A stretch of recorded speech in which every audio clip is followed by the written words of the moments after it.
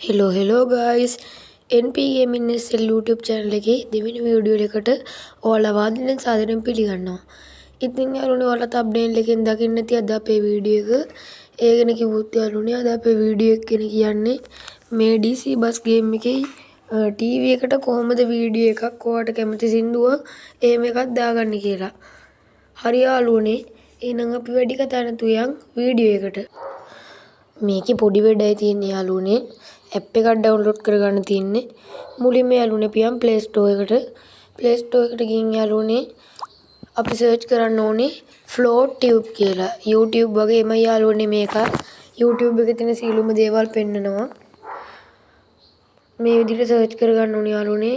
එතකොට යාළුවනේ ඔන්න ඔය විදිහට තමයි ඇප් එක පෙන්නන්නේ. මම යාළුවනේ ඉන්ස්ටෝල් කරන් තියෙන්නේ. ඔයාලා මේක යාළුවනේ අලුතෙන් ඩවුන්ලෝඩ් කරගන්නවා නම් අලුතෙන් මේ ඇලෝ දීලා ආපහු ජොයින් වෙන්න පුළුවන්. හරි යාළුවනේ මේ විදිහට අපි ඇප් එකට ගියාම ඇප් එකේ පෙන්නන යාළුවනේ අපේ සේරම වීඩියෝ. ඊට පස්සේ යාළුවනේ ඔයාට මේකෙන් ඔයා කැමති සින්දුවක් හරි වීඩියෝ එකක් හරි සර්ච් කරලා දාගන්න පුළුවන්. එතකොට යාළුවනේ මේකෙන් වෙන්නේ ඔයා දාගන්න වීඩියෝ එක ඔයාගේ ස්ක්‍රීන් එකේ පොඩියට පෙන්නනවා. මේක යාළුවනේ DC බස් ගේම් එකේ TV එක වගේ වුණත් පාවිච්චි කරන්න පුළුවන්.